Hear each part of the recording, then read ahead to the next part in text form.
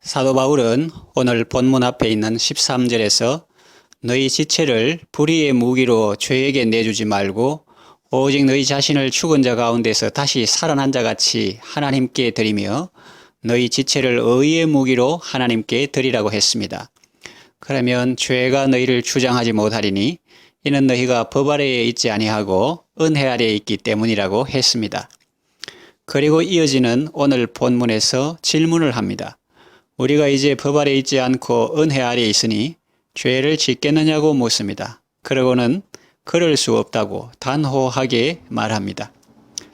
마틴 루터에게 엘리자베트라는 가정부가 있었습니다. 그런데 그녀는 내심 불만이 생겨 어느 날 아무에게도 알리지 않고 집을 도망쳐 나왔습니다.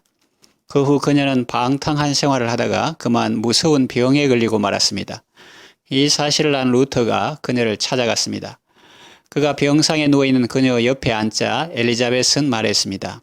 나는 내 영혼을 사탄에게 넘겨주고 말았습니다. 그리고 나쁜 일도 수없이 저질렀어요. 이 사건이 나를 가장 괴롭히는 문제예요. 나는 고의적으로 나의 연약한 영혼을 악마에게 주었던 거예요. 이 죄인이 주님의 긍휼을 어떻게 더 바라겠어요? 라고 고백했습니다. 이에 루터는 조용히 말했습니다. 당신이 우리 집에 사는데 내 아이를 낯선 사람에게 값을 받고 넘겨주었다고 상상해 보십시오. 내 아이를 팔아넘긴 그 행동이 합법적이며 법적 구속력이 있다고 생각합니까? 아닙니다. 나는 그럴 권리가 조금도 없습니다. 루터는 인정 어린 눈길로 그녀를 바라보며 다시 입을 열었습니다. 맞아요. 당신은 내 아이를 팔 권리가 없듯이 당신의 영혼을 교활한 악마에게 넘겨줄 권리도 없습니다. 당신의 영혼은 그리스도의 것입니다. 그분이 당신의 영혼을 만드셨습니다.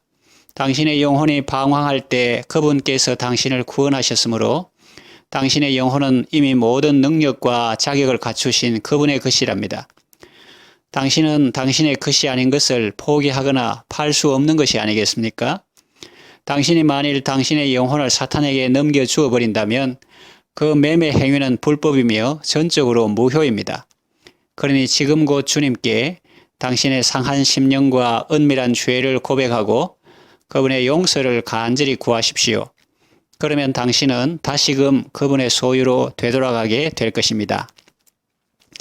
엘리자벳은 그 말에 순종했고 그동안의 방탕한 삶을 회개했으며 이후 내세의 소망을 가지고 이 세상을 떠날 수 있었습니다. 그렇습니다. 여러분, 우리 몸은 우리의 것이 아니라 주님이 피로 사신 주님의 것입니다. 그런데도 마치 자신의 것처럼 생각하고 자기 영혼을 사탄에게 넘겨준다면 그것은 불법이며 무효입니다. 그러나 그 사실을 깨닫지 못하면 그는 스스로 팔려서 사탄에게 종노릇하는 것입니다. 그리고 죄책감과 절망감에서 벗어나지 못할 것입니다. 그러니 여러분, 이제 다시는 자신을 죄에게 주지 말고 주님께 드려서 주님의 선한 도구로 쓰임 받으시기 바랍니다. 기도합니다.